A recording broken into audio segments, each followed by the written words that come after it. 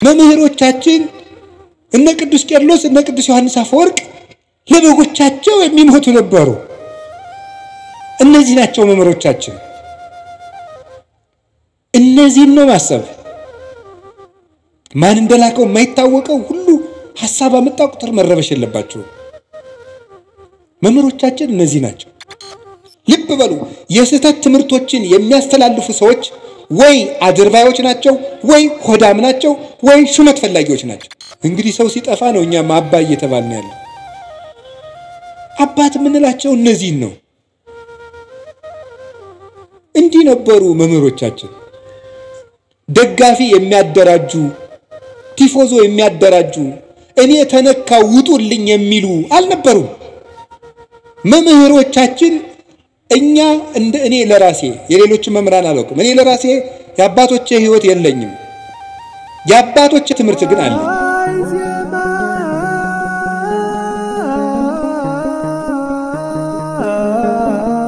እኔ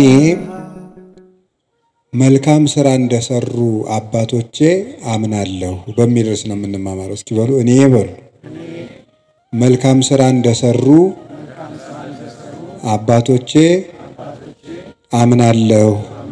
እስኪ በሉ እኔ በሉ መልካም ሥራ እንደሰሩ አባቶቼ አምናለሁ። ሶስተኛ እኔ መልካም ሥራ እንደሰሩ አባቶቼ አምናለሁ።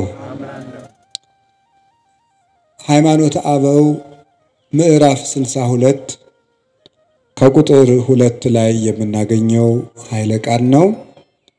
ቃሉን የተናገረው ቅዱስ ዮሐንስ አፈወርቅ ነው የተናገረው። ቅዱስ ዮሐንስ አፈወርቅ እኔ ጌታዬ ኢየሱስ ክርስቶስን በተመለከተ የማምነው እንደ አባቶቼ ነው። እምነትህ እንደማን ነው ቢባል እንደ አባቶቼ ነው። እነዚህ አባቶችስ እነማን ናቸው ብላችሁ ብትጠይቁኝ ሐዋርያት፣ ሰማዕታት የእውነት ምስክር ሆነው መከራ የተቀበሉ እና እስከ ዛሬ ድረስ መልካም የሰሩ ቅዱሳን ናቸው ይላል። እንግዲህ ቅዱስ ዮሐንስ አፈወርቅ ሕይወቱን ታውቁታላችሁ። እጅግ ጌታን የሚወድ ክርስትና ከተነሳበት ቀን ጀምሮ ስቆ የማያውቅ በጌታ ፍቅር የተነደፈ ብሉያትንና ሐዲሳትን የገብስ ሳይፈተግ ከነቀንዱ በሚዛን እየመጠነ ትንሽ ትንሽ እየቀመሰ የተማረ በዋሻ በበዓት ተከቶ ብሉያትን ሐዲሳትን ከተማረ በኋላ ሲጸልይ አንተ አዲስ ዳንኤል ነህ ብለው ጴጥሮስና ጳውሎስ መጥተው የመሰከሩለት በራእይ አስተምር። ቅዱስ ጴጥሮስ መጥቶ ውጣና አስተምር፣ ለኔ የተሰጠኝን ጌታ የሰጠኝን የመግፍ ቁልፍ እንካ። ቅዱስ ዮሐንስ ወንጌላዊም ወንጌልን እየተረጎመለት ያስተማረ ከቅድስና የደረሰ ፍጹም አባት ነበረ።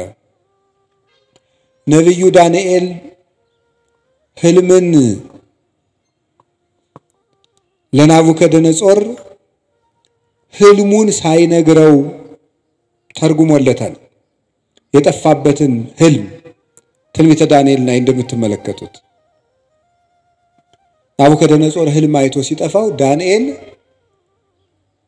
ሕልሙንም ትርጉሙንም ነግሮታል። ቅዱስ ዮሐንስ አፈወርቅ ደግሞ ንጉሱ በአንድ ርዕሰ ጉዳይ ይጨነቅ ነበርና የዚያን ጥያቄ መልስ ተርጉሞ ነግሮታል። የንጉሱ ጥያቄ ምንድን ነበረ? ኢያይመራ ዮሴፍ እስካመ ወለደት ወልደ ዘበኩራ፣ ዮሴፍም የበኩር ልጇን እስከምትወልድ ድረስ አላወቃትም የሚል ነው። የማቴዎስ ወንጌል ምዕራፍ 1 ላይ ያለ ዮሴፍም የበኩር ልጇን እስከምትወልድ ድረስ አላወቃትም የሚለውን ንጉሱ ይጨነቃል። አወቀ በመጽሐፍ ቅዱስ እገሌ እገሊትን አወቃት ማለት ሴትና ወንድ አንድ በሚሆኑበት ግብር አንድ ሆኑ ማለት ነው። ታዲያ እመቤታችንን ዮሴፍ የበኩር ልጇን እስከምትወልድ ድረስ አላወቃትም ማለት ከዚያ በኋላ አውቋታል ማለት ነው እያለ ንጉሱ ይጨነቅ ነበር። ከዕለታት አንድ ቀን ንጉሱ ቴዎዶሲዮስ ጥያቄው መምህሩን ዮሐንስ አፈወርቅን ሲያገኝ ጥያቄው ይጠፋዋል። ሲሄድ ትዝ ይለዋል። ከዕለታት አንድ ቀን ተጫወተው ሲለያዩ መምህር አንተን ሳገኝ ጥያቄ ይጠፋኛል፣ ከሄድክ በኋላ ይረብሸኛል አለ። ምንድነው ጥያቄውን ነገረው። የበኩር ልጇን እስክትወልድ ድረስ አላወቃትም ማለት ከዚያ በኋላ አወቃት ማለት ነው አለው። አይ አይደለም፣ እስክትወልድ አላወቃትም የተባለበት ምክንያት እመቤታችን ጌታን የወለደች ዕለት 5 ነገሮችን አይቶ ዮሴፍ የአምላክ እናት መሆኗን ተረዳ ማለት ነው። እስከዚያ ድረስ ግን አላወቃትም። ቢነገረውም አምላክ ከዚያ በፊት ሰው ሆኖ ስለማያውቅ ዮሴፍ ያንን መረዳት የሚችልበት አቅም አላገኘም ነበር። የልደት ዕለት ግን ሰብአ ሰገል መጥተው ሲገብሩ፣ እረኞች ሲያመሰግኑ፣ መላእክት ሲያመሰግኑ፣ ብርሃን በቤተልሔም ሲገለጥ፣ ኮከቡ በሁለት መንገድ እየተጓዘ ሲመጣ አይቶ ኮከቡ መጥቶ እመቤታችን ከወለደችበት ላይ መጥቶ ሲቆም አየ። ሰብአ ሰገል 3 ነገስታት መጥተው ሲገብሩለት አየ። ብርሃን ቤተልሔምን ሲሸፍናት አየ። እረኞች የሰማይ ምስጋና ተገልጦላቸው ሲያመሰግኑ አየ። መላእክት ከሰው ጋር ወርደው ሲያመሰግኑ አየ። ይህንን እስከሚያይ ድረስ አምላክን እንደወለደች አላወቀም ነበር። ይህንን ነው ያላወቀው እንጂ ከወለደች በኋላ አወቀ ማለት አይደለም። አወቀ የሚለው ሁለት ይተረጎማል። አባ ጊዮርጊስም ይናገራል። አይመራሰ ዘሀበ ክሌፍና ይተረጎም። አወቃት የሚለው በሁለት ይተረጎማል። ሀበ አይምሮ ወእያይምሮ፣ በማወቅና ባለማወቅ። ሀበ ሩካቤ ወኢሩካቤ፣ ወይም ወንድና ሴት አንድ በመሆናቸውና ባለመሆናቸው ይተረጎማል። በእውቀት ይተረጎማል። በእውቀት በማወቅ አዲስ ነገርን በመገንዘብ በመረዳት ይተረጎማል። አላወቃትም ማለት ወላዲት አምላክ መሆኗ ጭንቅ ሆኖበት ነበረ። ስትወልድ ግን ተረጋገጠለት ማለት ነው። በዚያውም ላይ ፍጻሜ የሌለው እስከ ነው። ዳርቻ የሌለው እስከ ይኸውም ይታወቅ ዘንድ በመጽሐፍ ቅዱስ ፍጻሜ ያለው እስከና ፍጻሜ የሌለው እስከ አለ።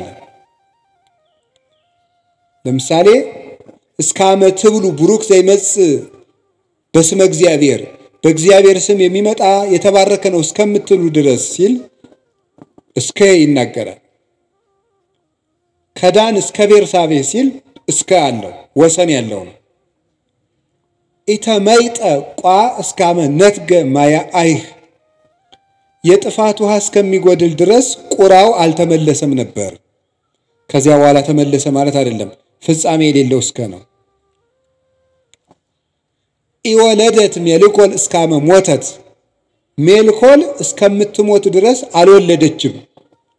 ከወለደች በኋላ ከሞተች በኋላ ወለደች ማለት አይደለም። ፍጻሜ የሌለው ሰው እገሌ እስከሚሞት ድረስ ንስሐ አልገባም ቢባል ከሞተ በኋላ ንስሐ ገባ ማለት አይደለም። ይህ ፍጻሜ የሌለው እስካለ ይህንን ለመግለጥ ነው ብሎ ተረጎመል። ዳንኤል ለናቡከደነጾር የጠፋበትን ህልም እንደተረጎመለት አንተም የጠፋብኝን ጥያቄ ተርጉመህልኛል፣ አዲሱ ዳንኤል ነህ ብሎ የተናገረለት ከጀርባው የነበረችው የእመቤታችን ስዕልም ሰናየ ተናገርከ ዮሐንስ አፈወርቅ፣ ሰናየ ተናገርከ ዮሐንስ ልሳነ ወርቅ፣ አንደበትህ የጠራልህ ዮሐንስ ሆይ በጎ ተናግረሃል ብላ ስዕሊቱ አንደበት አውጥታ እስክትመሰክርለት ድረስ የደረሰባት ነበር። ብሉያቱን ሐዲሳቱን ሲተረጉም የቅዱስ ጳውሎስን መልእክታት በሚተረጉምበት ጊዜ ቅዱስ ጳውሎስ ራሱ ተገልጾ እጁን ጭኖበት ይውል ነበር በአካል በሚጽፍበት ጊዜ። ቅዱስ ዮሐንስ አፈወርቅ ሹመት የማይወድ ፍጹም አባት ነው። ቅስና ሊሾም በተባለ ጊዜ ለጓደኛው ለባስልዮስ ሲነግረው እኔ ካህን መሆን አልፈልግም ማለት ቄሱን ሲባል ቅስና ለማምጣት ካህን መሆን አልፈልግም። ለምን? ሁለት ምክንያቶችን ቢያንስ ልንገራቸው እሱ ከዘረዘራቸው። ጌታ ቅዱስ ጴጥሮስን ከትንሣኤ በኋላ ተገልጦ የዮና ልጅ ስምዖን ሆይ ትወደኛለህ ሆይ ካለው በኋላ ጌታ ሆይ እንድወድህ አንተ ታውቃለህ ባለው ጊዜ እኔን የምትወደኝ ከሆነ ለፍቅር ምልክት በጣም ብዙ ጊዜያትን ጾም፣ እኔን የምትወደኝ ከሆነ መሬት ላይ ተኛ አላለውም። ያለው በጎችን ጠብቅ ነው ይላል። ካህን መሆን ማለት የክርስቶስን በጎች መጠበቅ ነው። ለክርስቶስ የምናሳየው የመጨረሻው ፍቅርም በጎቹን መውደድና መጠበቅ ነው። እኔ ለዚህ አደራ የምበቃ ሰው አይደለሁም። በዚያውም ላይ አስበው የሚያድሩ በጎችን መጠበቅ አልችልም። ክርስቶስ የሞተላቸውን በጎች አስነጥቃለሁና ብሎ እምቢ ብሎ ተገዶ የተሾመ ሰው ነው። ዛሬው ደግሞ ተመልከቱ፣ ተገዶ እንኳን ከዚያ በላይ ያለውን ኤጲስቆጶስነት፣ ጳጳስነት፣ ፓትርያርክነት ሊመኘው ይቅርና ቅስና እንኳን አይገባኝም፣ እንዴት የክርስቶስን በጎች እኔ መጠበቅ እችላለሁ ብሎ ጵጵስና ደግሞ ከዚያ በላይ ያለ ዕዳ ነው። አባ መቃርዮስ የሚባል አባት ጳጳስ ሆኖ ለእናቱ ሂዶ የው ጳጳሱኝ እናቴ አላት። እንዲሁ ነከማይህ ሙተ ተገንዘህ ይሻለኝ ነበር አለች። ለምን እናቴ ሲላት ቀድሞ የምትጠየቅ በራስ ኃጢአት ብቻ ነበር፣ አሁን ግን በሕዝብ ኃጢአት ጭምር ትጠየቃለህ አለችው። ሰዎች አንረዳው። ቅዱስ ዮሐንስ አፈወርቅ እንዲህ አለ ርኅሩህ፣ ድሃ የሚወድ የድሆች ጠበቃ፣ የምጽዋት አባት፣ ፊት አይቶ የማያዳላ የፈለገው ሁሉ እንዲያገኘው በከተማው መሃል ፓትርያርክ ሆኖ ብቻውን ሲመላለስ የሚገኝ ለአንዲት ድሃ መሬት ብሎ የቤተ መንግሥት ነገሥታትን የሚገስጽ እውነተኛ የቤተ ክርስቲያን አባት፣ አንደበቱ የጠራለት ነገሩ የተከናወነለት ፍጹም አባት ነው። የቤተ ክርስቲያን ሽልማት ነው። በአማን አፈወርቅ በአማን አፈ ጳዝዮን ዘያሰረግዋ ለቤተ ክርስቲያን በምድር አሳቲሁ ቤተ ክርስቲያንን በድርሰቶቹ የሚያስጌጣት የሚሸልማት እውነትም አፈ እንቁ አፈ ማር ነው ይለዋል አባ ጊዮርጊስ። መናፍቃንን የሚለያቸው ቆርጦ የሚጥላቸው አፈ መጥፋይት ለምእመናን በስብከቱ መራራውን ክህደት የሚያርቅላቸው አፈ ሶከር አፈ መዓር ነበር ይላል። ከቃሉ ጋር ናቸው። በጣም ፍጹም መምህር ነው ቅዱስ ዮሐንስ አፈወርቅ። እግዚአብሔርን መስሎ ያስተማረ እና እሱ ሲናገር ስለ እምነት ከጠየቃችሁኝ መከራ እንደተቀበሉ አባቶቼ መልካም እንደሰሩ አባቶቼ አምናለሁ አለ። ይሄው እሱም አባቶቹን መሰለ። እምነት ደብዳቤ ከሆነ ምግባር ደግሞ ማህተም ነው። አልቦ ዘያነጤኒ እስመ ማኅተመ ሥጋሁ ለክርስቶስ እጸውር በሥጋዬ ቅዱስ ጳውሎስ ሲናገር ገላትያ ምዕራፍ 6 ላይ ሲናገር የክርስቶስን ማህተም በሥጋ የተሸክም ያለሁና ማንም አያድክመኝ ይላል። የክርስቶስ ማህተም ያለው በክርስቶስ ስም መከራ መቀበል ነው። በክርስቶስ ስም ያመኑ ለዘመኑም ቅርብ የነበሩ በሱ ሕግ ጸንተው ምግባር የሰሩ ለምግባራቸውም መከራ የተቀበሉ እነዚህ እውነተኛ መምህራን እነዚህ ናቸው አለ። እሱም እንደዚህ አድርጎ ነው ያስተማረን። እየተሰደደ እየተገረፈ እየራበው እየጠማው ነው ያስተማረን።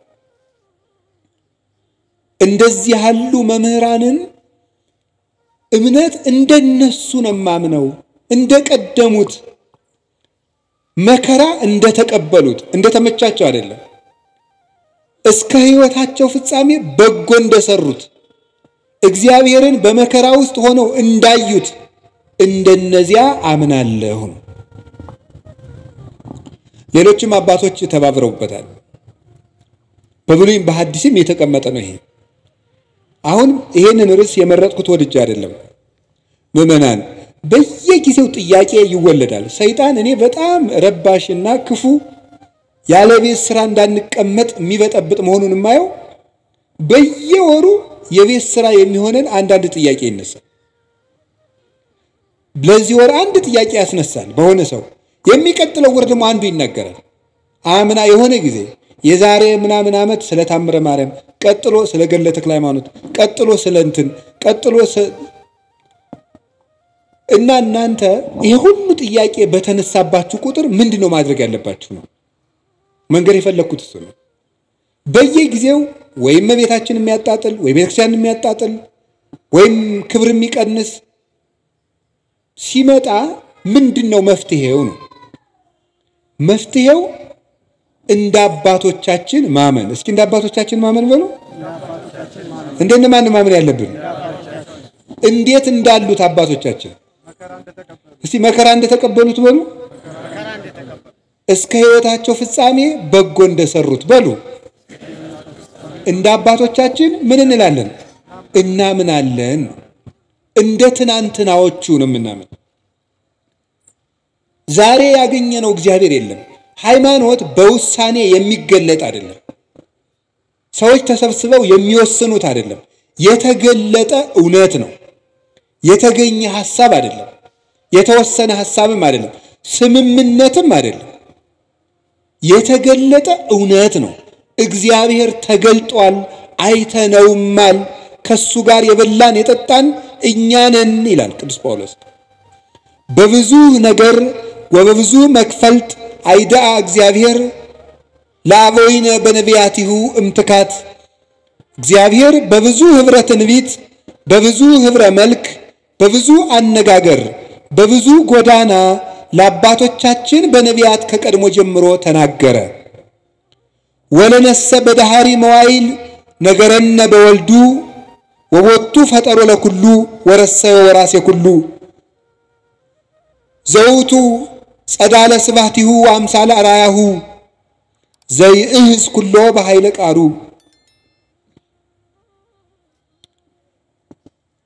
ምን ይላል? ለኛ ግን በመጨረሻው ዘመን ዓለምን በቃልነቱ ከዊን በፈጠረበት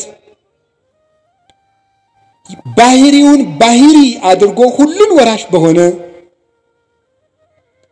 የአብ ባህሪው በሆነ የአብ የክብሩ ጸዳል በሆነ አምሳለ አራያሁ በመልክ የሚመስለው በባህሪ የሚተካከለው ዘይዝ ኩሎ በኃይለ ቃሉ ሁሉን በእጁ በያዘ በአንድ ልጁ ተናገረን ይላል።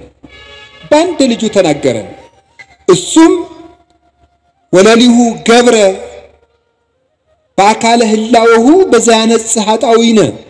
እሱም በገዛ ደሙ ኃጢአታችንን ካነጻ በኋላ ወነበረ በየማነ እበዩ ዘበሰማያት በግርማው ቀኝ ተቀመጠ።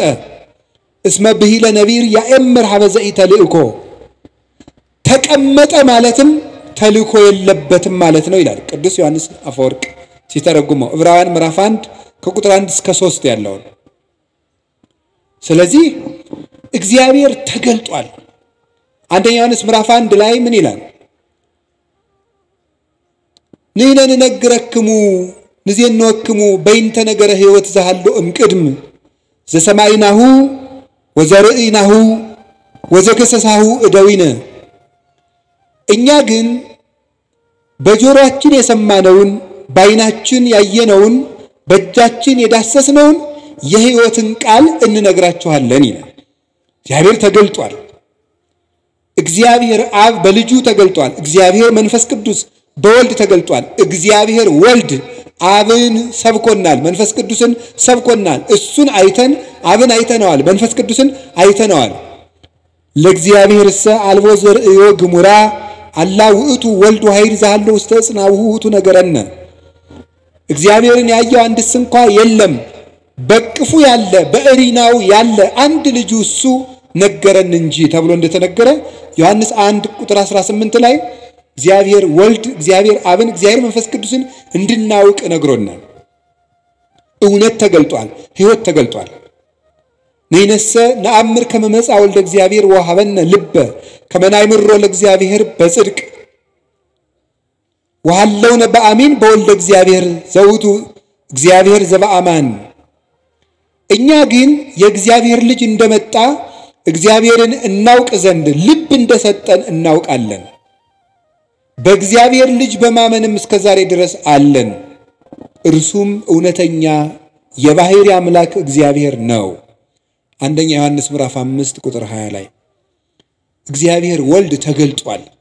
ያንን የተገለጠውን እውነት ነው የምንኖረው። ሃይማኖት ወስነን አናውቅም። ሃይማኖትን ተስማምተን አልሰራንም። ሃይማኖትን ፈልገን አልተገኘንም። ሃይማኖት ተገልጦልን ያዝ ነው። ከዚህ በኋላ ሌላ መምህር አይመጣም። የመምህራን ማህተም ኢየሱስ ክርስቶስ ነው።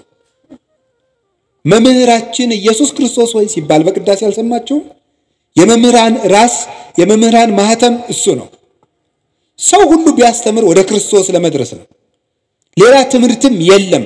አልቦ ዘይክል ሳርሮ ዘይንበለ ዘተሳረረ ከተመሰረተው መሰረት በቀር ሌላ መመሰረት የሚችል ማንም የለም። ያንን የተገለጠውን እውነት እንዴት አድርገን ነው የምናገኘው? ማን የሚናገረው ነው እውነት? አንዱ አንዱን ይለናል። የማን ነው እውነት? የማን ነው ትክክል? ትናንትን ስናይ እውነትን ማወቅ እንችላለን። ትናንትን ስናይ በኦሪት ዘዳግም ምዕራፍ 32 ቁጥር 8 ላይ እንዲህ የሚል ቃል አለ። ተዘከሩ መዋዕለ ትካት ወለበው ዓመታተ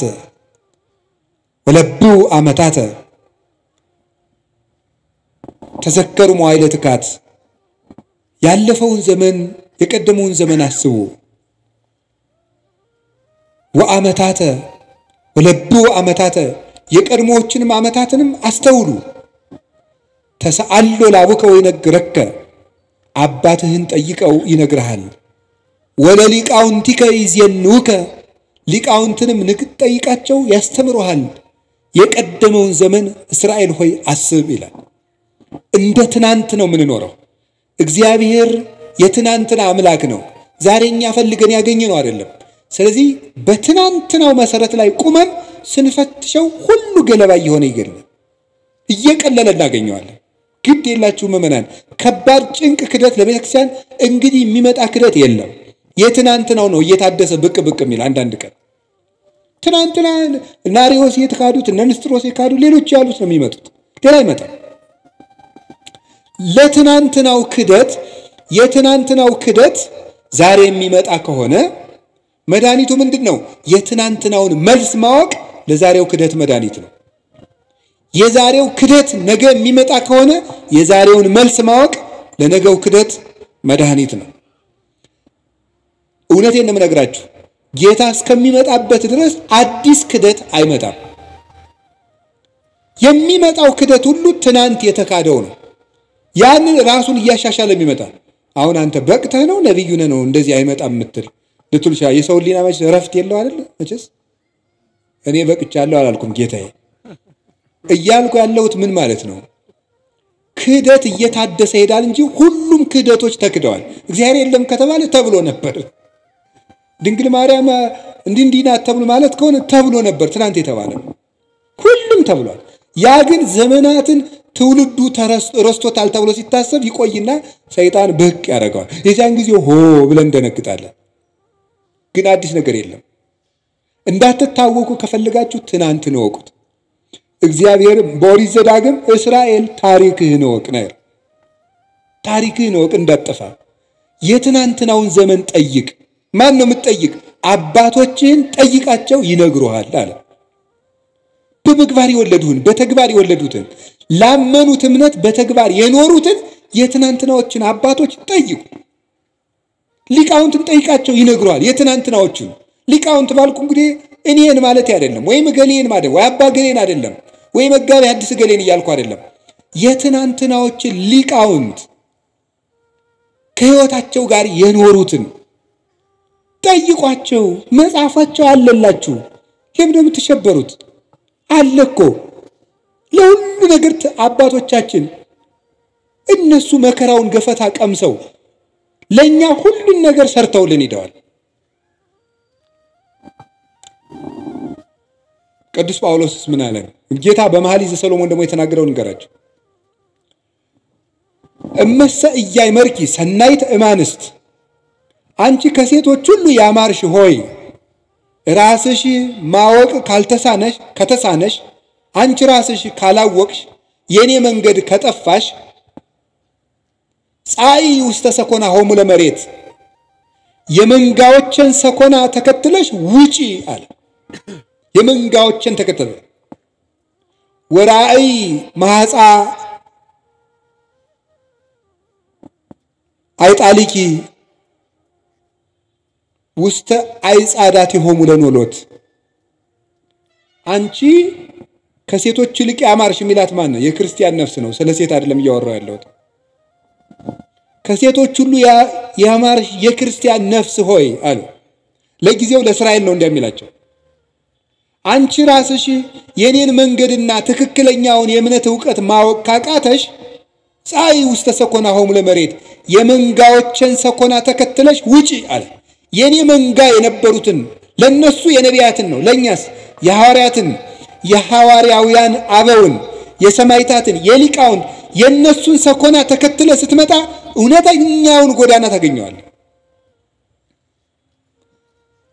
ወራይ ማሐሳ ጣሊኪ ውስተ አይጻዳት ሆሙ ለኖሎት፣ የፍየል ግልገሎችሽንም በረኞቹ ድንኳን አጠገብ አሰማሪያቸው ማለት ልጆችሽን በነቢያት ጉባኤ በሐዋርያት ጉባኤ በሊቃውንት ጉባኤ በጉባኤያቸው ዳርቻ አውያቸው ይላል። ዳርዳሩን የሚሮጥ የፍየል ግልገል ለቀበሮ ሆኖ መቅረቱ አይቀርም። ከሮኞቹ ድንኳን ያራቀ ግልገል ግን ማንም አይነጥቀው። ድንኳኑ አልተፈታም፣ ጉባኤ ቤት አልተፈታም። እኔ ለራሴ የሌሎች መምራን አላውቅም። እኔ ለራሴ የአባቶቼ ሕይወት የለኝም፣ የአባቶቼ ትምህርት ግን አለኝ። እግዚአብሔር የገለጠልኝ ነገር ገለጠልኝ ምለው ዛሬ አየሁት ሰማሁት ምለው የለኝም። የተገለጠላቸውን መምህራን ትምህርት ግን ሳልቀንስ አስተምራለሁ። ጉባኤ አለ፣ መለካት እችላለሁ፣ መመዘን እችላለሁ። የምናገረው ነገር በአንደኛው ክፍለ ዘመን ሊቅ ይመዘናል። በነ ቅዱስ ኢሬኔዎስ በነ ቅዱስ አግናጢዮስ መጽሐፋቸው አለ፣ ምስክር ነው። በግዕዝ አለ፣ በግሪክ አለ፣ በእንግሊዘኛ አለ። የነ ቅዱስ ዮሐንስ አፈወርቅ አለ። ሚዛን ላይ መቆም እንችላለን። እኔ የማስተምረው ትምህርት ትናንት ያስተማሩትን ነው። ይህንን ሰው አባቶቻችን እኛ ላይ እምነት ካጣችሁ ትናንትን ፈልጉ። የእውነቴን ነው። ፍልስጤማውያን የትቢያ የሚደፉበትን የአብርሃምን ጉድጓድ መፈለግ ይገባል። እንደ አባታችን እንደ ይስሐቅ ሲቆፍር አባቶች ሲደፍኑበት መጨረሻ የአብርሃምን ውሃ አገኘው። ይህ በእውነተኛው የሐዋርያዊ ምንጭ ላይ ትቢያ የሚነሰንሱበት ፍልስጤማውያን ናቸው። የእግዚአብሔር ወገን ያልሆኑ መናፍቃን ማለት ነው። አንተ ግን ጉድጓዱን እስከምታገኘው ድረስ ቆፍር። ትናንት ሂዱ። የቅዱስ ኢሬኔዎስ መጽሐፍ እስኪ አንብቡት። እስኪ መጽሐፍ እኮ አለላችሁ፣ ሞልቶላችኋል። ኤጌኔስ ዘሄሬሲስ የሚል መጽሐፍ አሁን አለላችሁ። አንብቡት ሂዱና። በእንግሊዘኛ አለ። ተምረናል ትላላችሁ። እስኪ አንብቡ ሂዱና። እመቤታችን ምን እንደሚላት ጌታ ምን እንደሚለው ሂዱና አንብቡት። የነ ቅዱስ አግናጢዮስን መጽሐፍ እዩት አለላችሁ። አይ ቁጭ ብሎ እኮ ነው እንዴ መጽሐፍ ቅዱስን እነሱ መጽሐፍ ቅዱስ ከጠቀስክ እኮ መጽሐፍ ቅዱስ የሰበሰበው ሊቅ ትምህርት ማመን አለብህ። መጽሐፍ ቅዱስን በጥብቅና የጠበቀው ቅዱስ ኢሬኔዎስ ነው። ቅዱስ ኢሬኔዎስ ሰብስቦ እንዲጠረዝ ያደረገው መጽሐፍ ቅዱስ እየጠቀስክ ሄሮኔዎስ የሚያምነውን ክርስቶስ ሄሮኔዎስ ያመናትን ማርያም እንደ ሄሮኔዎስ ማስተማር አለበት። ትናንትን ነው የምናየው ዘመዶች። ግልገሎችሽን በረኞቹ ድንኳን አጠገብ አስተማሪ። ልጆቻችሁን የት ነው የምታስተማሯቸው ዛሬ? እውነቴን ነው። ጉባኤያችሁን ፈልጉ፣ መምህሮቻችሁን እወቁ። ጉባኤ ቤት እኔ ጉባኤ ቤት መምህር ስለሆንኩ አይደለም፣ ጉባኤ ቤት ስለሚባል ነገር እወቁ። የእውነቴን ነው የምነግራችሁ። መምህሮቻችሁን ማወቅ አለባችሁ። አጥኑ እስኪ የኢትዮጵያ ቤተክርስቲያን የትምህርት ሰንሰለቷ ምንድነው ብላችሁ እስኪ ጠይቁ። አንድ ሰው በአንድ ዘመን ላይ የሆነ ትምህርት ይዞ ብቅ ሲል በምንድነው የምንለካው? በትናንት ትናንት ስንል ሉተርም ትናንት ነው፣ ሊዮንም ትናንት ነው 451 ላይ። ግን ከዚያ በፊት የነበሩት ከዚያም ቀጥሎ ያሉት የትናንትናውን ያረሱ የትናንትናውን ያረሱ ሲሄድ ከነቢያት ሰንሰለት የሚደርስ እንደዚህ የሆነ እንደሆነ ነው። ቅዱስ ጳውሎስ ደግሞ ምን አለ? ተዘከሩ መኳንንቲክሙ ዘነገሩክሙ ቃል እግዚአብሔር። የእግዚአብሔርን ቃል የነገሯችሁን ዋኖቻችሁን አስቡ። እነማንን አስቡ? ዋኖቻችሁን አስቡ። የትናንትና ዋኖች አሉንኛ መሰረት የሆኑ ዋኖችን በጉባኤ ኒቂያ ዋና የነበሩት እነ ቅዱስ አትናቴዎስ፣ በጉባኤ ቆስጥንጥንያ ዋና የነበሩት እነ ቅዱስ ጢሞቴዎስ፣ በጉባኤ ኤፌሶን ዋና የነበሩት እነ ቅዱስ ቄርሎስ፣ እነ ቅዱስ ዮሐንስ አፈወርቅ፣ እነ ቅዱስ ሳዊሮስ ዘስሙናይን፣ እነ ቅዱስ ሳዊሮስ ዘአንጾኪያ አሉ። የትናንትናዎቹ በየርዕሰ ጉዳዩ አሉላችሁ። የሚያበጥሯት እመቤታችን የባህሪያችን መመኪያችን፣ ትምክህታችን፣ ምልክታችን እንደሆነች ንስጥሮስን ጳጳሱን ቁጭ አድርጎ የሰበከው የቅዱስ ጵሮቅለስ ትምህርት ወይም የቅዱስ ኤራቅሊስ ትምህርት አለላችሁ። በእንግሊዘኛ አለ፣ በግዕዝ አለ፣ በአማርኛ አለ። አሁን የምናገረው ራሱ አልዋሽም አለ። የአባቶቻችን ትምህርት ግን የለ እንዳይመስላችሁ። ሰይጣን ሊረብሻችሁ ይችላል። መልስ ታጡ በጊዜው መልስ የሌለ ሊያስመስልባችሁ ይችላል። እኔ አሁን በየጊዜው ይሄንን ርዕሰ ጉዳይ እያልኩ አይደል መልስ የምሰጣችሁ። ለአጠቃላይ ለሚነሳ ስተት ቀድማ ቤተክርስቲያኒቱ ይዛው ከቆየችው ትምህርት ያፈነገጠ ሲመጣ እናንተ ወደ ትናንት ዘወር ማለት ነው። ስለዚህ የእግዚአብሔርን ቃል የነገሯችሁን ዋኖቻችሁን አስቡ። ዕብራውያን 13:7 እንዳትረሱ። ዋኖቻችሁን አስቡ። ችግር ሲገጥማችሁ ዋኖቻችሁን አስቡ። ዋና መሰረቶቻችን እንዴት ነው ዋኖቻችን የምናውቀው? እንዘትር የእዩ ሰናየ ግዕዞሙ፣ መልካሙን ስራቸውን እያያችሁ ምሰሏቸዋል። መልካሙን ስራቸውን እያያችሁ ምሰሏቸው። ለእምነታቸው የኖሩ ናቸው። እምነት ሲከብዳቸው፣ ተግባር ሲከብዳቸው በእምነት ያመካኙ አይደሉም። ክርስቶስን ለመውደዳቸው ምግባር መስራት ሲያቅታቸው ክርስቶስ ስለሚወደኝ ምግባር አያስፈልገኝም የሚሉ ለስጋቸው ጠበቃ የቆሙ አይደሉም። ራሳቸውን ዘንግተው ለክርስቶስ የኖሩ ልክ ቅዱስ ጳውሎስ ገላትያ ምዕራፍ 2 ቁጥር 20 ላይ አንሰ ይሃሎኩ ወበሕይወተ ክርስቶስ ሃሎኩ፣ እኔ አሁን ሕያው ሁኜ የለውም በእኔ የሚኖረው ክርስቶስ ነው ይላል። እኔ በሕይወት የለውም በእኔ የሚኖረው ክርስቶስ ነው ይላል ቅዱስ ጳውሎስ። ራሳቸውን ትተውት ጨርሰውት ክርስቶስ በእነሱ የሚኖርባቸው የክርስቶስ ሰሌዳ የሆኑ ቴዎዶሲዮስ ዘአንጾኪያ የሚባል ሊቅ ጳውሎስ ዘይትናገር ቦቱ ክርስቶስ የሚናገርበት ጳውሎስ ይለዋል። ክርስቶስ የሚናገርበት ጳውሎስ እኔ ያለ የለሁም በእኔ የሚኖረው ክርስቶስ ነው። አባት የምንለው ይሄንን ነው። እንግዲህ ሰው ሲጠፋ ነው እኛም አባ እየተባልን ያለው። አባት የምንላቸው እነዚህን ነው። ምእመን ሽጠው እንጀራ የሚያጠራቅሙትን አይደለም፣ ራሳቸውን ሽጠው ትውልድ የሚያተርፉትን ነው። እነዚህ ናቸው አባቶቻችን የትናንትናዎቹ። ለቤተ ክርስቲያን የኖሩ ለምእመናን ራሳቸውን ቤዛ አድርገው የሰጡ።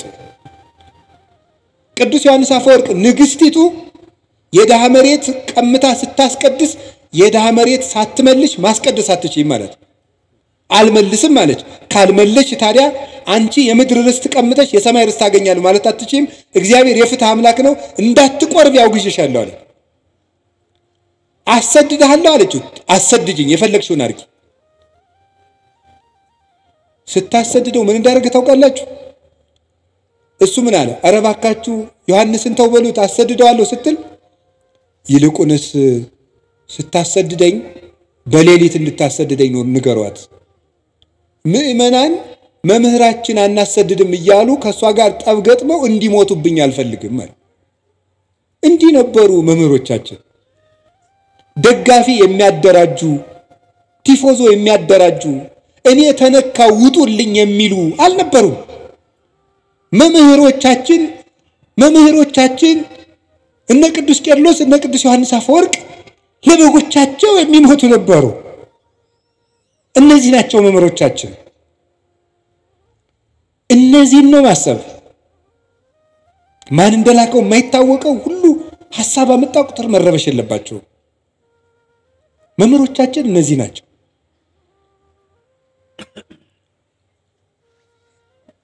መልካሙ ስራቸው ምስክራቸው ቅዱስ ቄርሎስ ደግሞ እንዲህ አለ ሃይማኖተ አበው ምዕራፍ 78 ቁጥር 2 ላይ ነይነሰ በእንተ ሥርዓተ መድኃኒነ ነአምን ከመ እምነት አበዊነ ቅዱሳን እኛስ ስለ ጌታችን ስለ መድኃኒታችን ስለ ኢየሱስ ክርስቶስ ተዋሂዶ ንጹሃን ክቡራን እንደሆኑ እንደ አባቶቻችን እናምናለን ነይነሰ ንተሉ እምነት አበዊነ ቅዱሳን ዘእንበለ ተወላውሎ እኛ ግን ንጹሃን ክቡራን የሚሆኑ የአባቶቻችንን ሃይማኖት ቀኝም ግራም ሳንል እንከተላለን እስመ ሶበ አንበብነ መጻሕፍተ እልክቱ ሰራይነ አልባቢነ የነሱን መጽሐፍ በተመለከትን ጊዜ ልቡናችንን ወስነን ገተን ይዘነዋልና የነሱ መጽሐፍ ማሰሪያችን ነው የልቡናችን ማህተም ነው ልቡናችን በአባቶቻችን መጽሐፍ አርፏል ይላል ቅዱስ ቄርሎስ ወይናብ ካላ ሃይማኖት ዲባ ሃይማኖት ርትይት በቀናች ሃይማኖታችን ላይ ሌላ ነገር አንጨምርበት እንዴት የቀና ጎዳና እንሄዳለንና በጥርጊያ ጎዳና የምንሄድ ነን ይላል ቴዎዶሲዮስ ተቀብሎ ንጉስ በሄደበት ጎዳና የምንሄድ ነን የንጉስ ክርስቶስን ጎዳና የምንከተል ነን ቅዱስ ሳዊሮስ ዘአንጾኪያ ሃይማኖተ አበው ምዕራፍ 85 ቁጥር 10 ላይ ሲናገር ውእቱ አይምሮ ዘያድህን ዘተወከብናሁ ቅድመ እምአበዊነ ቅዱሳን ለባሳያን እግዚአብሔርን ከለበሱ እግዚአብሔር ካደረባቸው ከንጹሃን አባቶቻችን አስቀድመን የተቀበልነው የሚያድን ሃይማኖት ይህ ነው ይላል የሚያድን ሃይማኖት ከንጹህ አባት የተገኘ ነው ንጹህ አባት ሰንሰለቱን ያስተላልፈው ነው ልብ በሉ የስተት ትምህርቶችን የሚያስተላልፉ ሰዎች ወይ አድርባዮች ናቸው ወይ ሆዳም ናቸው ወይ ሹመት ፈላጊዎች ናቸው ወይ ምስጋና ፈላጊዎች ናቸው ንጹህ ትምህርት ያስተማረውን አባት ሂድና እየው ዮሐንስ አፈወርቅ ትሁት ቅዱስ ቄርሎስ ትሁት ቅዱስ ኤፍሬም እንደው ትሁት እኔ ጌታ ያንተን ወንጌል ማስተማር አይገባኝም ብሎ ዋሻ ውስጥ ዶ የሚሸሸግ ነበር ቅዱስ ኤፍሬም አንተ በልልና የሰበከውን ወንጌል እኔ ትቢያው እንዴት አድርጌ ያስተምረዋለሁ እየተባለ እያሉ እያቸው እነ ቅዱስ ኤጲፋኒዮስ ሹመት አልፈልግም እያሉ ባዝመራ መካከል ጠፍተው ከተደበቁበት ታስረው ተይዘው እየመጡ ነበር የሚሾሙት የክርስቶስ ትምህርት ያደረበት አባት የክርስቶስን ሕይወት ያሳያቸዋል እንደው አባቶቻችን ይሄን የዕብራውያንን ሲተረጉሙ የቀደሙ አባቶቻችን ዋኖቻችሁን አስቡ የሚለውን ሲተረጉሙ በጎ እውነተኛ እምነት ያለው ምግባር የሌለው መምህር ቢኖር ይላል መከተል ይገባል አይገባም ምግባር ያለው አንደበቱ የለሰለሰ ሃይማኖቱ የጠመመ አባት ቢኖር መከተል ይገባልን ቢሉ ይላል ይሄን አይገባም በለሰለሰ ምግባሩ እያታለለ ወደ ክደት ያደርሳልና የሃይማኖቱ የቀና መምህር ግን ከሆነ ምግባር እንኳን ባይኖረው እያደር ይሰራዋል ይላል። አሁን ላለው አሁን ያለ መምህር ታዲያ ቅዱስ ካልሆነ አንስማው ብትሉ እናም እንዲያማ ከሆነ እኔ ማርፌ እቀመጣለሁ። ምስጢሩ ምንድነው? አሁን ያለን መምህር የምንሰማው የትናንትናዎቹን እስካስተማረን ድረስ ነው። ከዚያ ከወጣ ቆርጠን እንጥለዋለን። ለስጋ በሚመች ፈጠራ ልቦለድ ለነገስታት በሚመች የሚሰብክ ከሆነ መምህራችን አይደለም። መቅድመ ኩሉ ሐሊ ከመትጽና በርትዕት ሃይማኖት፣ ከሁሉ አስቀድመ በቀናች ሃይማኖት መጽናትህን አረጋግጥ፣ አጽና፣ አስብ። ወባይቱ ኢታጥሪ ዘንተ ማበስጋ ወደም። ግን ይህንን ሃይማኖት ከስጋዊ መምህር አገኘዋለሁ አትበል። ቅዱስ አትናቴዎስ ሃይማኖተ አበው ላይ ሲናገር አስቀድመህ ወዳጄ ከሁሉም ስራ አስቀድመህ የቀና ሃይማኖት እንዳለህ እርግጠኛ ሆነ። የቀና ሃይማኖትን ግን ምድራዊ ነገር ከሚያሳድድ ሰው አገኘዋለሁ አትበል። እስመ ለሊሁ ይቤ ብፁዕ አንተ ስምዖን ወልደ ዮና እስመ ይከሰተ ለከ ዘንተ ዘሥጋ ወደም። ጌታችን ኢየሱስ ክርስቶስ ራሱ ስምዖን ሆይ ብፁዕ ነህ ይህንን ስጋዊ ደማዊ አልገለጠልህም ብሎ ያመሰገነው ቅዱስ ጴጥሮስ የሰማይ ዕውቀትን ስለተናገረ እንጂ የምድር ዕውቀትን ቢናገር አያመሰግነውም ነበር ይላል ቅዱስ አትናቴዎስ። ስለዚህ ዘመዶቼ እንደ አባቶቻችን መከራ እንደተቀበሉት እናምናለን። በየትኛውም ርዕሰ ጉዳይ ቢሆን እናምናለን። ሰሞኑን እመቤታችን ቤዛ ትባላለች አትባልም የሚል ጥያቄ በጣም ብዙ ምዕመናን ስትጠይቁኝ ስለነበረ ሐሳቡን ካነሱት አባት ጋር ግንኙነት የለኝም። ብዙ ጊዜ ሰዎች ለሚያነሱት ሐሳብ እኔ መልስ የማልሰጥበት ምክንያት ሰዎቹ እንዲድኑ ስለምፈልግ ነው። በሌላ ትምህርት አስተምሮ ሰዎቹ ከዚያ እንዲጠገኑ ማድረግ የተሻለ ነው እልክ ከማስያዝ ብዬ ስለማስብ ነው። ግራ ነገር ልንገራችሁ። እኔ አሁን እመቤታችን ቤዛ ትባላለች አትባልም የሚለውን መልስ ከመመለሴ በፊት እንዲህ ያለ ጥያቄ ሲመጣባችሁ ምንድነው ማድረግ ያለባችሁ? ቅድም የነገርኳችሁ ምንድነው ማድረግ ያለባችሁ? ስለዚህ ጉዳይ የትናንትና አባቶቻችን ምን ብለዋል ነው። ምን ብለዋል? ቅዱስ ያሬድ ምንድነው ያለው? አባ ጊዮርጊስ ምንድነው ያለው? ቅዱስ ጎርጎርዮስ ዘንዚናዙ ምንድነው ያለው? ህሊናዋን በመጠበቋ ስጋዋን ጠብቃ ንጹህ ሆና በመኖሯ ፍጹም እምነትን በመያዟ she became the advocate of Eve ነው የሚለው። ከእንግሊዘኛው ቀጥታ ስለወሰድኩት የሔዋን ጠበቃዋ ቤዛዋ ሆነቻት ነው የሚለው ቅዱስ ጎርጎርዮስ ዘንዚናዙ። ታዲያ ምንድነው ማድረግ የፈለጋችሁ ይባል?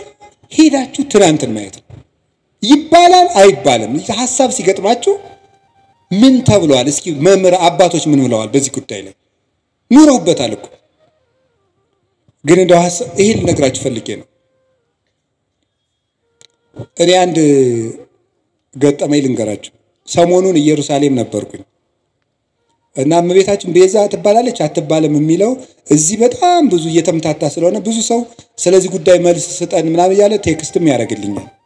ዝም ብዬ ቁጭ ብዬ ስል ጋይድ የሚያደርገን ሰው ጀሚር ይባላል እና ጀሚር ሲሄድ ልጁን ተካልን። ልጁ ፋዲ ይባላል። አው ሰበሰብኩት አይደል? ፋዲ ይባላል። እና እኔ መተዋወቅ ሰውን ስሙን መጠየቅ ደስ ይለኛል። ማን ነው ስምህ ስለው ፋዲ አለኝ። አረብኛ ነው። ፋዲ ማለት ምን ማለት ነው ስለው ቤዛ ማለት ነው አለኝ። እኔ በጣም ነው የገረመኝ። እና ፋዲ እንኳን ቤዛ ተብሏል። እኔ እውነቴን እኮ ነው የምነግራችሁ ማለት ነው። እንደው ፋዲ ባቅሙ ቤዛ እየተባለ እንዴ እመቤታችንም እንዴ እና እኔ በጣም በየቀኑ ፋዲን ባገኘሁት ቁጥር በጣም ሲገርምና አብራራልኝ አልኩት። የምሬንም ነግራችሁ ውሸቴን አይደለም። ሁለት ሶስት መምህራን ጋር ፋዲን አስታውቀዋለሁ ከነ ትርጉሙ በእንግሊዘኛ እንዲተረጉምልን እያደረኩ እና ፋዲ ምን ማለት ነው ግን ቤዛ ስለው ራስን እንደ ክርስቶስ ለሌላው አሳልፎ መስጠት ማለት ነው። ቤዛ ማለት እንደዚህ ያለ ማን ነው? ፋዲ በሉ እንጂ እንደዚህ ብሎ ራሱ የነገረኝ ማን እንደሆነ ታውቃላችሁ? ፋዲ ነው። እና በጣም ገርሞኝ እግዚአብሔር እንዴት ነው የሚያስተምረው በጣም ነው የገረመኝ። ስለዚህ ጉዳይ ዝም ማለት ነበር የፈለኩኝ።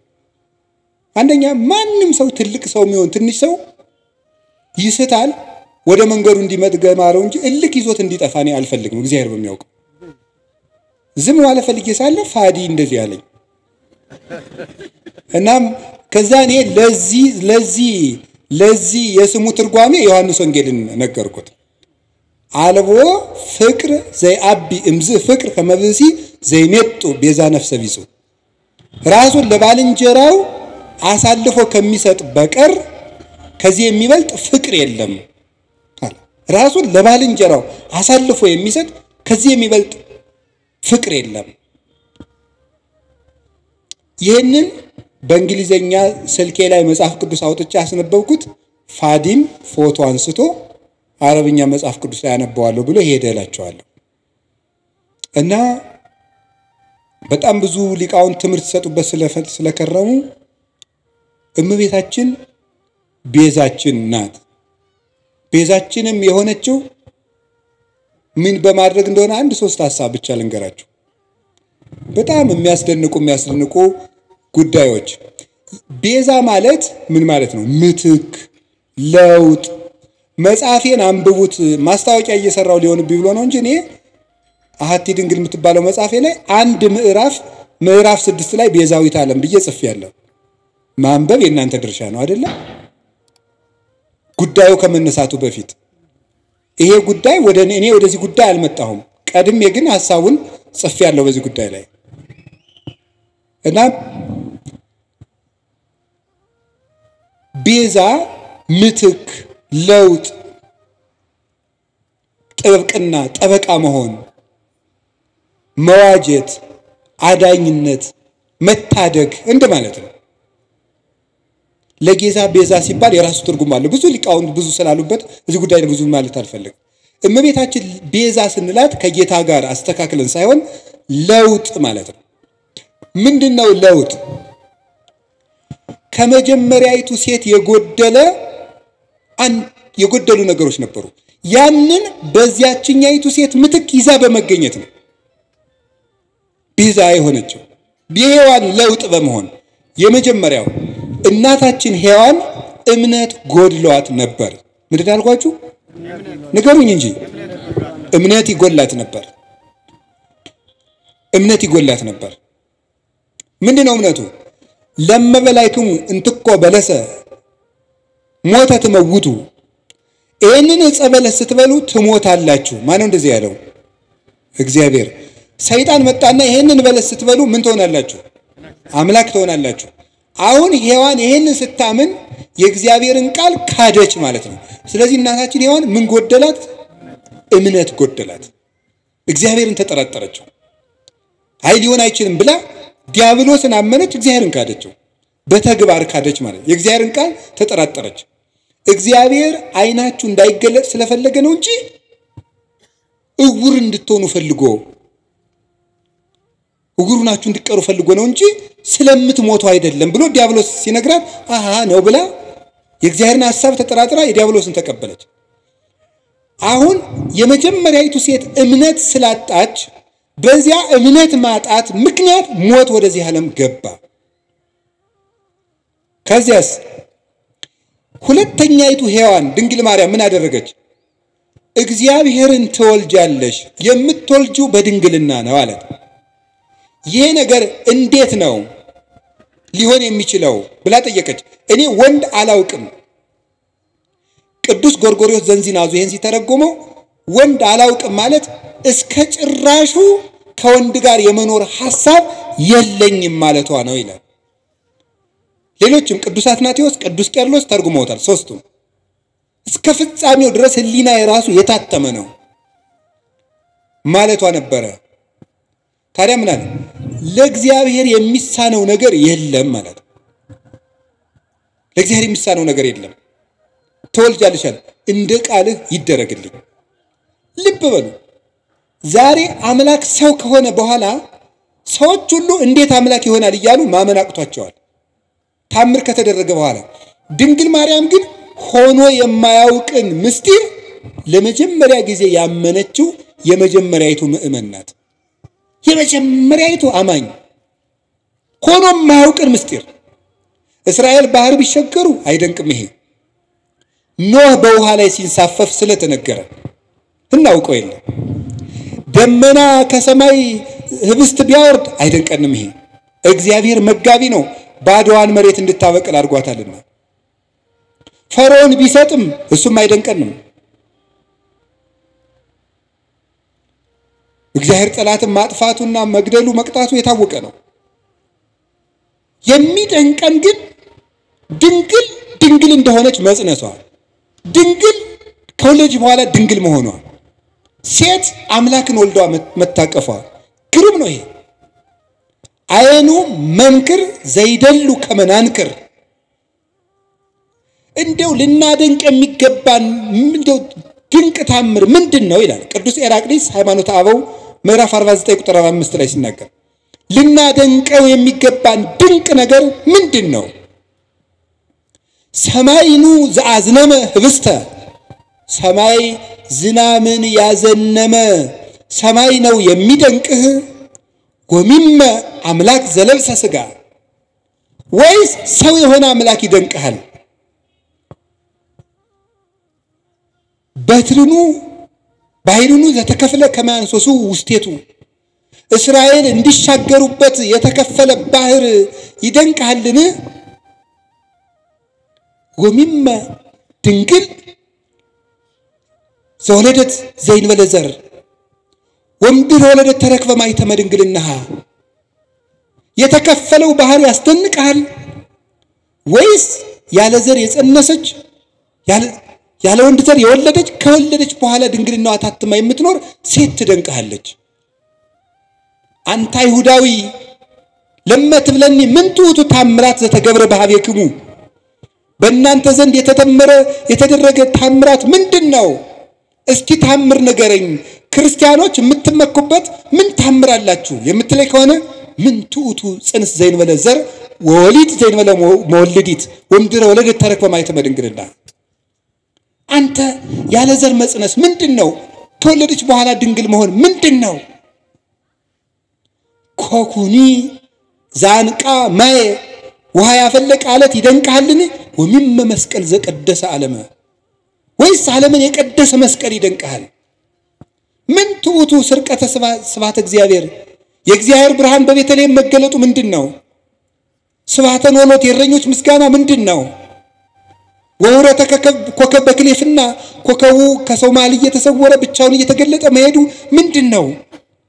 ሐዊር በውስተ ባሕር እንዘ ይርህስ ሀገሪሁ፣ እግሮቹ ሳይረጡበት በባህር ላይ መራመድ ምንድነው?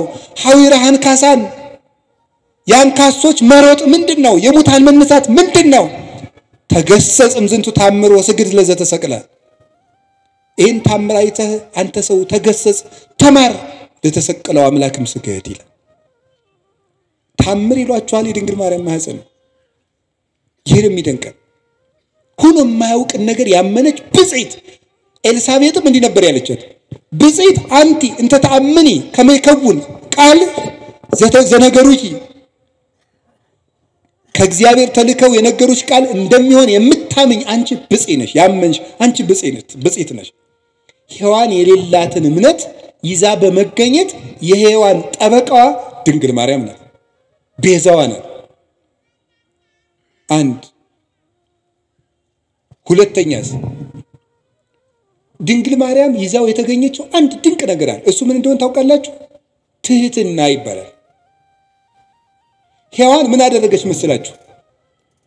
አምላክነትን ነው የተመኘችው አይደል? በለስን ስትበላ አምላክነትን መመኘት የትዕቢት የመጨረሻው ነው። ድንግል ማርያም ከዛሳ ሊቃውንት ተረጉሙናሉ መስላችሁ? ትህትና ዘይት ነው፣ መንፈስ ቅዱስ ወይም የመንፈስ ቅዱስ ጸጋ መብራት ነው ይላል። ዘይቱ ሲያልቅ መብራቱ ምን ይላል? ይጠፋል። ትህትና ከሰው ሰውነት ሲጠፋ መንፈስ ቅዱስ ከሰው ምን ይላል? ይርቃል። አዳምና ሔዋን የትህትናቸው ዘይት ሲያልቅባቸው የመንፈስ ቅዱስ ብርሃን ከነሱ ራቀ። ራቁታቸውንም ሆኑ።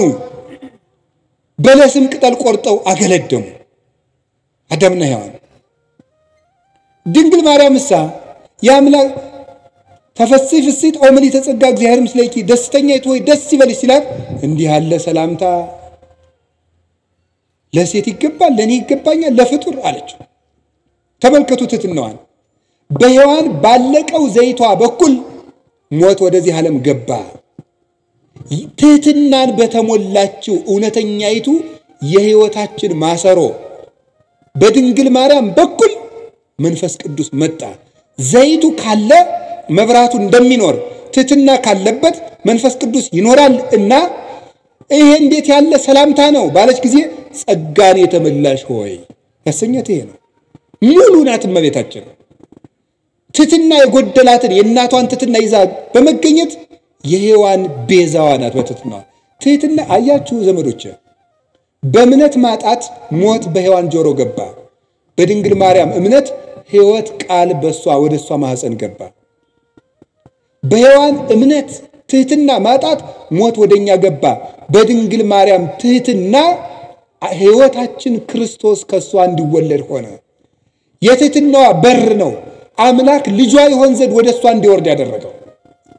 ትሕትና የቅድስና ሁሉ መሰረት ነውና ከቃሉ ጋር ናችሁ። ንጽሕናዋስ ብትሉ ንጽሕናዋስ ምን ይላል መሰላችሁ? ድንግል ማርያም ምንድን ነው የምትባለው? የእግዚአብሔር ምንድን ነው የምትባለው? በሉ እንጂ ከተማ በሉ እንጂ የእግዚአብሔር ምን መዝሙር 86 ስላለ ይሄንን ለቅዱስ ኤፍሬም ለቅዱስ ያሬድ የእግዚአብሔር ከተማ አምልተው እና አባ ጊዮርጊስ አምልተው አስፍተው ተርጉመውታል። የእግዚአብሔር ከተማ ማለት ምን ማለት ነው? በነገራችሁ ላይ አንድ እንደኔ ያለ ሰው ዝም ብሎ ደርሶ የእግዚአብሔር ከተማ አይባልም። ትንሽ ያላት እንቅልፍ የላት እንደሚባለው አንደኛ ቆሮንቶስ ምዕራፍ 3 ቁጥር 16 ላይ እናንተ የመንፈስ ቅዱስ መቅደስ ናችሁ ይላል ብሎ ሊጠቅስ ነው። አንዱ ሩጦ እንደዚህ ነው የሚለው። በነገራችሁ ላይ መናፍቃን እኛ አንድ ጥቅስ ስንጠቅስ ያኛውን የማናውቀው ነው የሚመስላቸው። የጅል ነገር እናውቀዋለን፣ ጠፍቶን አይደለም። ያኛው ይሄኛው በንስሐ ነው። የእግዚአብሔር ከተማ የተባለችው ማለት ከእግዚአብሔር ውጭ ወደሷ ምንም ነገር ገብቶባት የማያውቅ ማለት ነው። የሚያስደንቅ እኮ ነው። ይሄ በድንግልና መጽነሷን ብቻ አይደለም፣ ሕሊናዋ ውስጥ ራሱ ከእግዚአብሔር ውጭ ምንም ሐሳብ ገብቶባት የማያውቅ። አይገርማችሁም? አይገርማችሁም? ሐሳቡ የታጠረለት ፍጡር የት ይገኛል? እስቲ የፈለገ እገሊት ድንግል ናት እገሌ ድንግል ነው ይባላል። በሐሳቡና በሐሳቧ ግን ስንቱን ነውታል። በሐሳባችን ስንቱን በድለናል። ድንግል ማርያም ግን ሐሳቧ የታጠረ ቅዱስ አትናቴዎስ የገለጣት መንበር የምትገልጠው እሷን ነው። መኑ ውእቱ ዘከማከ ዘከለለ መንበሮ በእሳት፣ አቤቱ መንበሩን በእሳት ያጠረ እንዳንተ ያለው ማን ነው? መንፈስ ቅዱስ የጋረዳት ናትና ፍጹም ንጽሕት እርግማን የሌለባት መርገም ያልወደቀባት ምልዓተ ኃጢአት ያላገኛት ቃሏ ቅዱስ ቅዱስ ድንግል ሐሳቧ ድንግል ሥጋዋ ድንግል ልቡናዋ ድንግል የሆነች እመቤታችን ናት። ለዚህ ነው በስድስተኛው ወር ገብርኤል መልአክ ወደ ምን ድንግል ሄደ ነው የሚለው። በሉ እንጂ ለእግዚአብሔር ወደ ታጨች ወደ ምን ነው የሚለው? ወደ አንዲት ድንግል። ለምንድን ነው አንድ ድንግል የሚላት? እንደሷ ያለ ድንግልና ያለው ማንም የለም። ሥጋው ድንግል ቢሆን አፉ አይደለም፣ አፉ ድንግል ቢሆን ሐሳቡ ድንግል አይደለም።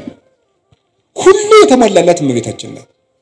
እግዚአብሔር ደግሞ በንጹህ የሚያጥረው ንጹህ ስለሆነች እመቤታችን አደረት። አቀባ ጰራቅሊጦስም ከርሰ እማ መንፈስ ቅዱስ ከእናቷ ማህፀን ጀምሮ ጠበቃት። ወኢረኩሰት በምንትኒ እምዘፈጠራ ከፈጠራትም ጀምሮ ምንም በምን አላደፈችም። እንዴት ሆና ነው ከሰው ተገንታ የሰው እርግማን ያላረፈባት? ከመ እምጽቡር ጽሩየ ገብራ ጭቃ ወርቅ ከጭቃ ሲገኝ ጭቃው እንደሌለበት ሁሉ ከተረገመው ከአዳም ልጅ ባህሪ ስትወለድ ርግማን ያላገኛት ንጽሕት ዘር ጽጌ ሃይማኖት ዘጸገየት በማይከል አስዋክ ይላታል ቅዱስ ያሬድ። በሾ መካከል አብባ የተገኘች የሃይማኖት አበባ ጽጌረዳውን እሾህ አጥሮት አበባው ላይ ግን እሾህ የለም። በተረገመ ሰውነታችን ውስጥ ከተረገመ ሰዎች ተወልዳ ርግማን የሌለባት አበባ እመቤታችን ናት። የመጨረሻውን አንድ ነገር ልንገራችሁ። እመቤታችን ሔዋን ምን አላደረገችም? ድንግል ነበረች። ይሄን ያስተማረው ማን ነው? ድንግል ማርያም በድንግልና የሔዋን ጠበቃ ሆነች። ቅዱስ ዮሐንስ አፈወርቅ ነው እንዲህ ያለው። ያቺ ድንግል ነበረች፣ ድንግልናዋን ግን አፈረሰችው። ለምን? ድንግልናዋን ለዲያብሎስ ጆሮ በመስጠት አፈረሰች። ይችኛይቱ ድንግል ግን የመላኩን ቃል በማመን ድንግልናዋን ጠበቀች። ስለዚህ ሔዋን ቤዛዋ ናት። የተቀደሰችው ምድር ናት። ኦሪት ዘጸአት ምዕራፍ 3 ቁጥር 15 ላይ ቁጥር 5 ላይ ምን አለው እግዚአብሔር ሙሴን?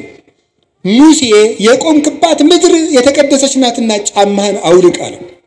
የተቀደሰች ምድር የቆምክባት ምድር የተቀደሰች ናት። ኦሪት ዘፍጥረት ምዕራፍ 4 ቁጥር 17 ላይ ግን ምዕራፍ 3 ቁጥር 17 ምን የሚል ቃል ታገኛላችሁ?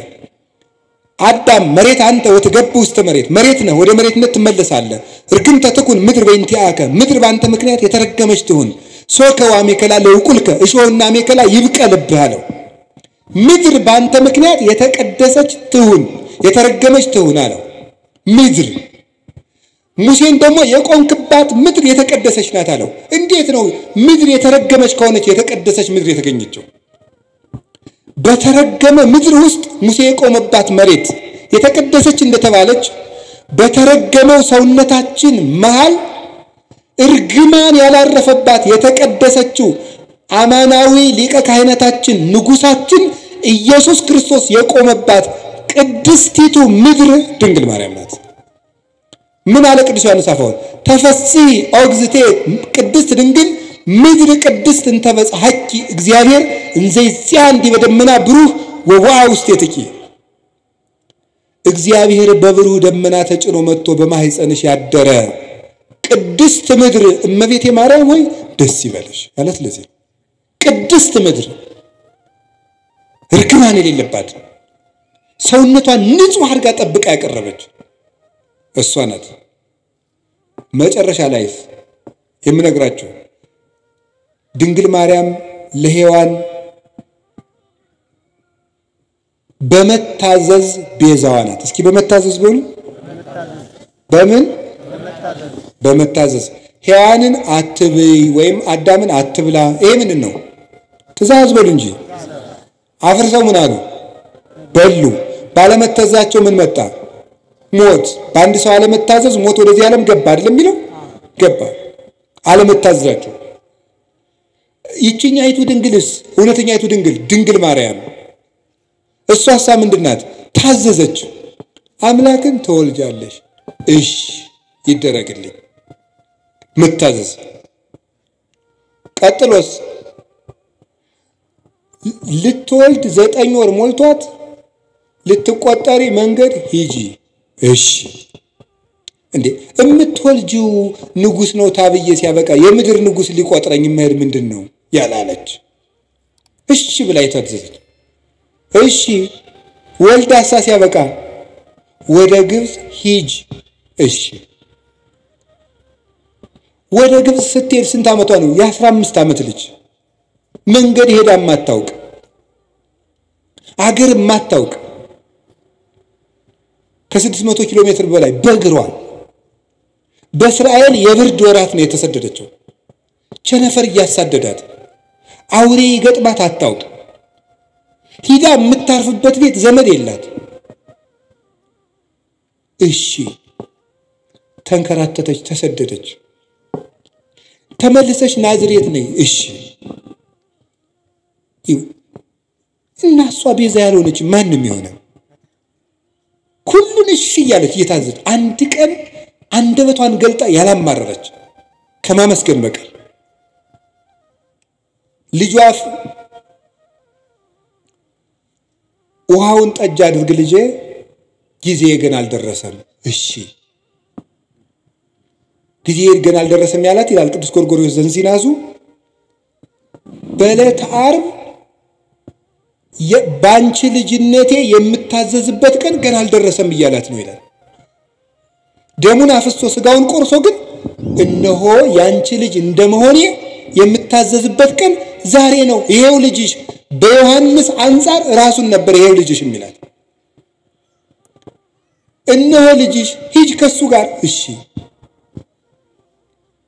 እንደ ድንግል ማርያም ያለ ታዛዥ በምድር የለም እግዚአብሔር የሚፈልገው ምንድነው የሚወደኝ ቢኖር ቃሌን ይጠብቃል ቃሉን በመጠበቅ ለሔዋን ቤዛ ሆና አምላክ እንዲያድርባት የአምላክ እናት ለመሆን የበቃች እመቤታችን ቅድስት ድንግል ማርያም እምነቷን ትህትናዋን ታዛዥነቷን ፍጹም ድንግልናዋን ንጹህ ሕዋሳቷን ይዛ በመቅረብ ለልብሰተ ሥጋ የሔዋን ቤዛዋ ናት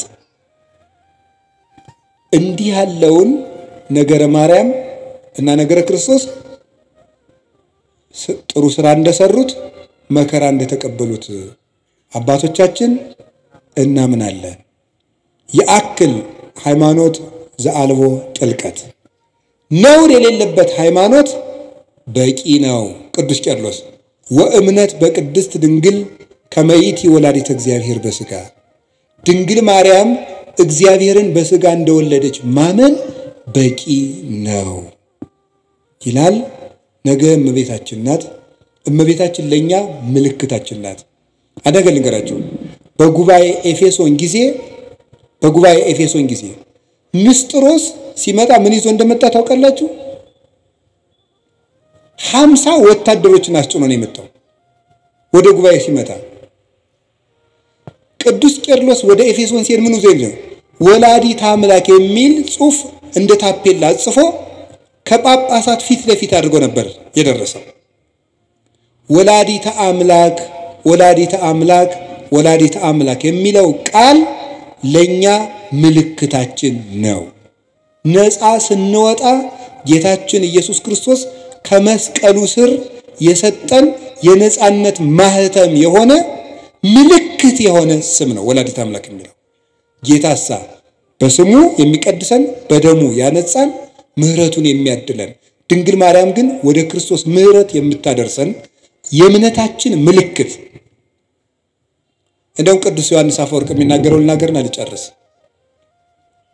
ወእሰብክ እመንገለ ድንግልናሃ ለማርያም የድንግል ማርያምን ድንግልና ምልክት አድርጌ ክርስቶስን እሰብከዋለሁ እስኪ በሉ ሁላችሁ የድንግል ማርያምን ድንግልና በሉ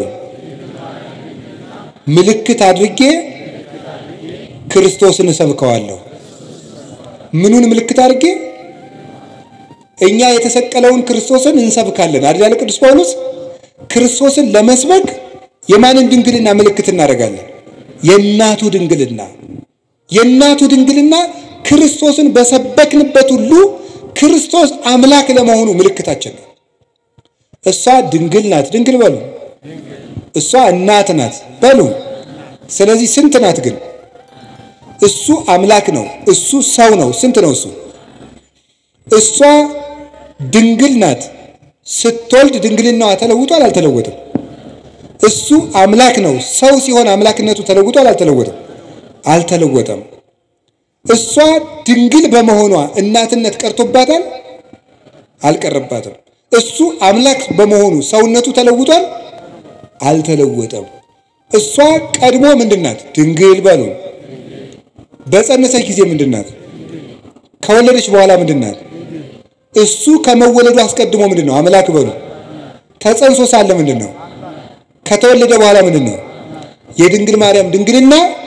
የማይለወጠው ድንግልና ለማይለወጠው ልጅቷ ምልክታችን ነው ትናንትም ድንግል ዛሬም ድንግል ነገም ድንግል ትናንትም አምላክ ዛሬም አምላክ ነገም አምላክ ብለን ለመስበካችን ምልክታችን እሷ ናት ኢየሱስ ክርስቶስ ዘትማልም ወክመ ውእቱ እስከ ለዓለም ኢየሱስ ክርስቶስ ትናንትም ዛሬም እስከ ዘላለሙ ድረስ ሕያው ነው እኔ ግን መከራ እንደተቀበሉ በጎ ስራ እንደሰሩ አባቶቼ አምናለሁ ወስብሐት ለእግዚአብሔር። ይቆየን።